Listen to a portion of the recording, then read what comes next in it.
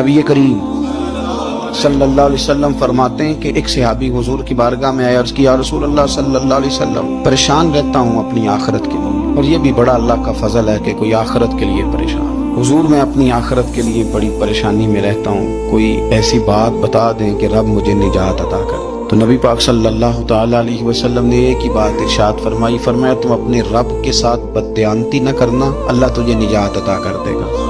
अर्ज की, या रसूल अल्लाह सल्लल्लाहु अलैहि वसल्लम, अल्लाह के साथ बददयानती और खयानत क्या है? लोगों के साथ तो मामला समझ में आता है कि किसी ने कोई रकम रखवाई, कोई ड्यूटी दी, कोई जिम्मा लगाया, पूरा न किया तो बददयानती हो। अल्लाह के साथ बददयानती का माना क्या है? तो नबी पाक सल्लल्लाहु अलैहि वसल्लम फरमाने लगे, वो काम जो तुम्हें खालिश अपने रब की रिजा के लिए करने चाहिए थे, उन कामों में अगर तुमने नीयत कर ली ना कि लोग भी देख ले, खैर का भी तुमने इरादा कर लिया, हुक्म दिया था अल्लाह रसूल ने, करने